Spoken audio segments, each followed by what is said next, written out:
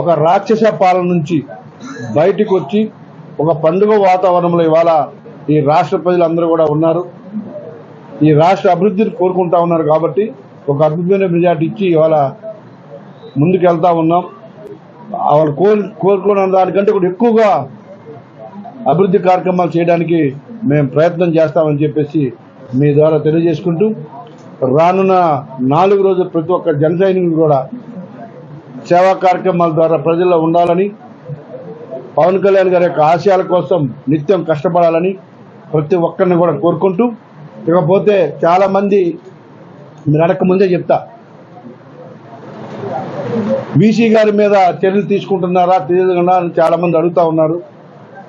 ఖచ్చితంగా ఏ విశ్వవిద్యాలయాన్ని అయితే ఆయన సర్వనాశనం చేశాడో, వ్యవస్థలన్నీ కూడా వైఎస్ఆర్ కాంగ్రెస్ పార్టీ వ్యవస్థలుగా తయారు చేశాడు. ఎంతో మంది ప్రొఫెసర్స్ని ఇబ్బంది పెట్టాడు, ఎంతో మంది నాన్ టీచింగ్ స్టాఫ్ని ఇబ్బంది పెట్టాడు. ఆ దుర్మార్గుని మాత్రం వదిలేది లేదు. ఆయన మీద ఎంక్వైరీస్ పడ్డాయి. ఖచ్చితంగా చట్టపరి ఎక్కడైతే ఒక జంగిల్లాగా, అంటే కాంక్రీట్ అన్నం కంటే ఐరన్తో చుట్టూ బంధించినట్టుగా చేసిన ఆ బంధించిన కూడా ఆ కటకటాలన్నీ కూడా తీయడం జరిగింది.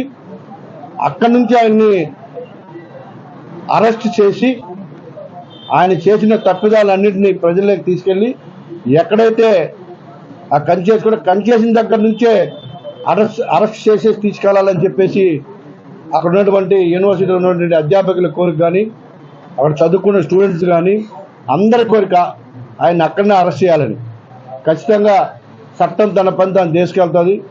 తనను మాత్రం వ్యవస్థలను పాడు చేసి, యూనివర్సిటీని పాడు చేసి, ఎంతో మంది నాయకుల జీవితాలను కూడా పాడు చేసిన వ్యక్తి అతనే. ఇవాళ ఒక 20-30 మంది తన బారిన పడ్డ నాయకులు కూడా ఉన్నారు. అలాంటి దుర్మార్గుడిని ఊరికే వదలకూడదు అని చెప్పేసి ప్రజలందరూ కోరుకుంటున్నారు. నాకు వచ్చిన ప్రతి ఒక్కరు కూడా అదే చెప్తా ఉన్నారు. ఆ దుర్మార్గుని వదిలితే రాజకీయ నాయకులనే కాదు, ప్రొఫెసర్స్నే కాదు, ఇంకా నాన్ టీచింగ్ స్టాఫ్నే కాదు, అందరినీ కూడా తీవ్ర ఇబ్బందికి గురి చేశాడు. కాబట్టి అతన్ని మాత్రం వదలొద్దని చెప్పేసి పదే అందరూ కోరుకుంటున్నారు. కాబట్టి ఖచ్చితంగా ఆ దుర్మార్గుడికి శిక్ష పడాలి.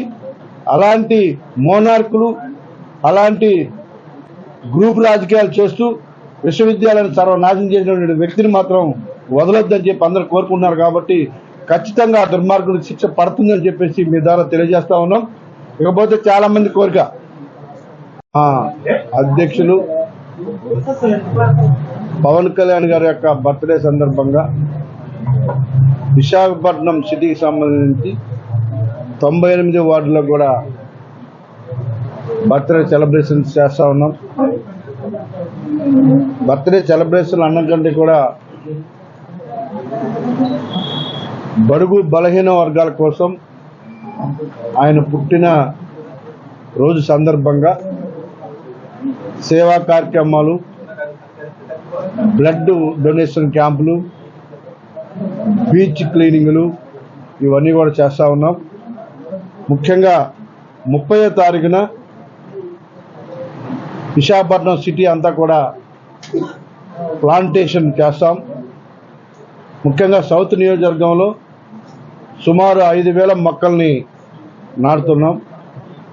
ఆ ప్రాంతం అంతా కూడా కాలుష్యం ఉంటుంది కాబట్టి దానికి అటవీ శాఖ కానీ, ముఖ్యంగా పోర్టు వాళ్ళు పూర్తిగా సహకరిస్తూ ఉన్నారు. ఆ ప్రాంతాన్ని అంతా కూడా గ్రీనరీ చేయాలని చైర్మన్ గారికి, ఆ టీం అందరూ కూడా మనస్ఫూర్తిగా ధన్యవాదాలు. మొత్తం ఉదయాన్నే స్టార్ట్ అయ్యి సౌత్ నియోజకవర్గం అంతా కూడా మొక్కలు ప్రతి వార్డులో కూడా మొక్కలు నాటే కార్యక్రమం చేస్తాం. కంటిన్యూగా రన్ అవుతా ఉంది మార్నింగ్ నుంచి ఈవినింగ్ వరకు. అలాగే పార్టీలో జాయినింగ్స్ కూడా ఉన్నాయి చాలా. ఆ జాయినింగ్స్ అన్నీ కూడా అదే రోజున ఇక్కడే జాయినింగ్స్ కూడా అన్నీ కూడా పెడతాం. ఆ రోజు ఉదయం నుంచి సాయంత్రం కూడా నాయకులు అందరం కూడా ఇదే ఆఫీసులో అందుబాటులో ఉంటాం. ప్రతి ఒక్కరు కూడా ఎవరైతే ఈ రాష్ట్రంలో బ్లడ్ కొరతతో ఇబ్బంది పడుతున్నారో ప్రతి ఒక్కరికి కూడా బ్లడ్ ఇచ్చే విధంగా జన సైనికులు అందరూ కూడా బ్లడ్ ఇస్తూ ఉన్నారు. ఇక్కడ చాలా బ్లడ్ కొరత ఉంది విశాఖపట్నంలో. ఆ కొరతను తగ్గించడానికి మా వంతు మేము కృషి చేస్తాం. ఇకపోతే పుట్టినరోజున 2వ తారీఖున 98 వార్డులో కూడా బర్త్డే సెలబ్రేషన్ జరుగుతాయి. ఎక్కడ ఇన్ఛార్జీలు అక్కడ అన్ని కార్యక్రమాల్లో పాల్గొంటారు. వాడవాడలో కూడా ఒక పండుగ వాతావరణంలో పవన్ కళ్యాణ్ గారి యొక్క బర్త్డే సెలబ్రేషన్ జరుగుతాయి. పేదలకి అండగా ఉండడమే లక్ష్యం, బడుగు బలహీన వర్గాలకు అండగా ఉండడమే లక్ష్యం. కాబట్టి ఎన్నో సేవా కార్యక్రమాలతో ఒక పండుగ వాతావరణంలో వచ్చే 3 రోజులు ఉంటున్నాయని చెప్పేసి మీకు తెలియజేస్తా ఉన్నాం.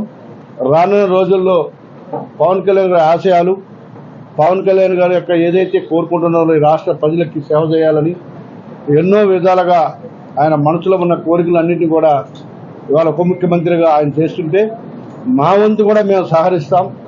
ప్రతి ఒక్క జనసేన కూడా ఆయన కోరికలు కానీ ఆయన ఆశయాల కోసం కష్టపడాలని చెప్పేసి మేమందరం కూడా డిసైడ్ అయ్యాం. కాబట్టి ఇవాళ ఒక అద్భుతమైన పరిపాలన జరుగుతుంది ఈ రాష్ట్రంలో.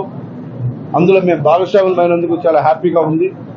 ముఖ్యంగా విశాఖపట్నంలో అభివృద్ధి కార్యక్రమాలు అన్నీ కూడా ఊపందుకుంటా ఉన్నాయి. నిన్నే రివ్యూ మీటింగ్ కూడా అయింది. రానున్న రోజుల్లో విశాఖపట్నానికి సంబంధించి ఫ్లైఓవర్స్ కానీ, రోడ్స్ కానీ, అలాగే ఇంటర్నేషనల్ ఎయిర్పోర్ట్ కానీ,